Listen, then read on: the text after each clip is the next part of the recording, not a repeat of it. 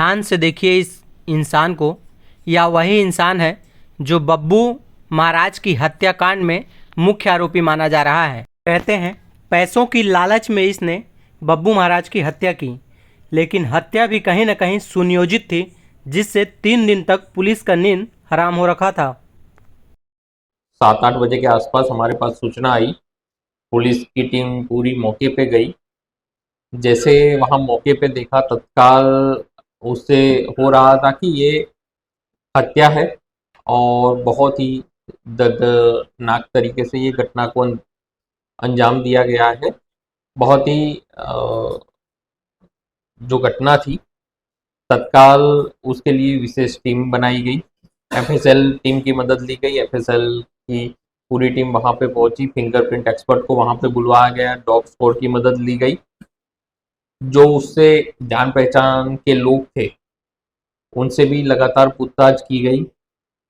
घटना को देखकर हमको ऐसा लग गया था कि जो भी घटना करता है वो कोई ना कोई जानकार व्यक्ति है, जो पहले से घर को अच्छे से देखा है। जैसे अलमारी का ताला नहीं टूटा था, चाबी से खोला गया था। अलमारी के अंदर जो लॉकर था उसका भी ताला नहीं टूटा था, उसको भी चाबी से खोला गया था। सीसीटीवी को काट के ले जाया गया था ताकि कोई एविडेंस ना मिले। साइड डोर का यूज किया गया था। घर में 2 दरवाजे थे। एक दरवाजा मजबूत था जो तोड़ना पॉसिबल नहीं था। दूसरा दरवाजा एल्यूमिनियम प्लास्टिक टाइप से था, जो आसानी से टूट सकता था। तो आरोपी को ये भी पता था कि साइड का दरवाजा जो आसानी से टूट सकता है उसका यूज किया जाए।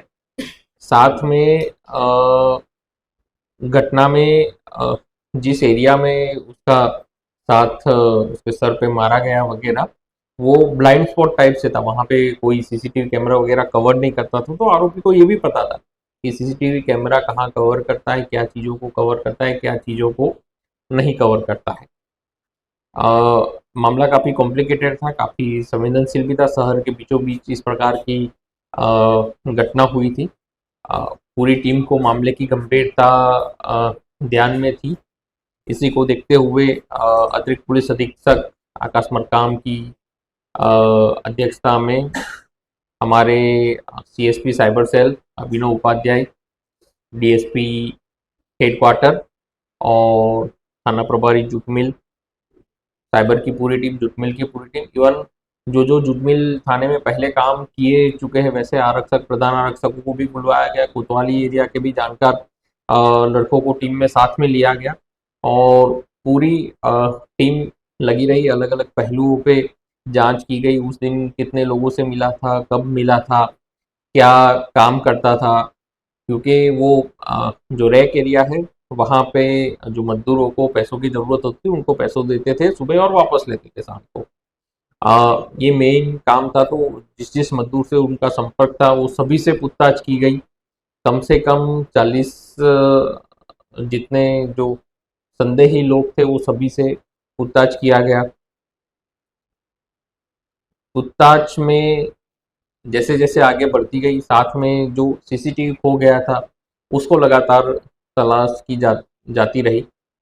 जो जो उस एरिया के कुछ संदेही थे जो पहले क्राइम कर चुके थे, उनका रिकॉर्ड निकाल के उन सबको थाना लाया गया।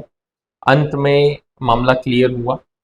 मामले में जो उनके घर में काम करते थे उन्हीं का बेटा ने ये पूरी घटना को अंजाम दिया था, जो घर में पहले भी कई बार माताजी के साथ आ चुका था, जिसको घर के बारे में पूरी चीज़ें पता थी। उसको ये भी ध्यान था कि घर में मृतक अकेला ही रहता है। मृतक की 4 बेटी थी जो शादी के बाद अलग अलग शहर में रहते थे। उसको ये भी पता था कि घर में सीसीटीवी कहाँ पे रखते थे, घर में पैसा कहाँ पे रहता था। सारी चीज़ें वो आरोपी को पता थी। इसी को ध्यान में रखते हुए वो शाम को करीब 7:30 बजे के आसपास, जब आरोपी वापस नहीं आए, जब मृतक बब्बू महाराज जी वापस अपने घर नहीं आए थे, उससे पहले ही घर में साइड के दरवाजे से घुस के छुप गया। वो घर में आए, खाना वाना बनाए। उसके बाद जब सो गए, सारी लाइट वाइट बंद करके तब वो आरोपी एक्टिवेट हुआ। घर के सभी अलमारी वगैरह ढूंढे, पैसे वगैरह उसको नहीं मिल पाए। उसको इजी मनी की तलाश थी, मतलब आसानी से कैसे पैसा कमाया जा सके।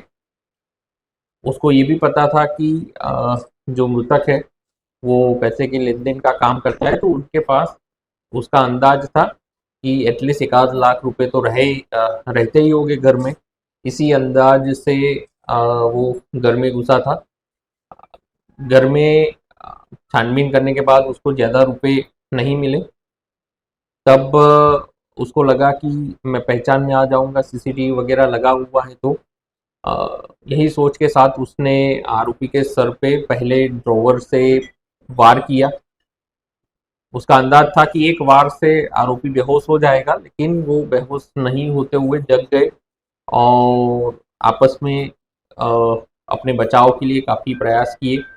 उसके बाद उसको चेयर से भी उसके बब्बू महाराज जी के सर पे वार किया गया और जिसके बाद गला दबाने का भी प्रयास किया गया, जिसके कारण अंत में उनकी मृत्यु हो गई।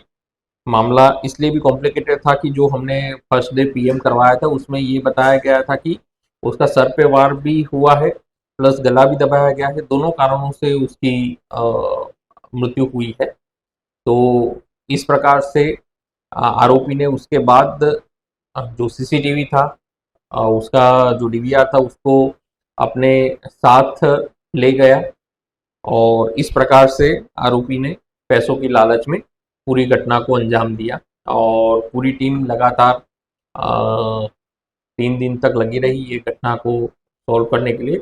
उसके लिए मैं थाना जुटमिल, हमारे दोनों डीएसपी साहब, एडिशनल साहब, सबको बधाई देता हूँ उनके काम के लिए।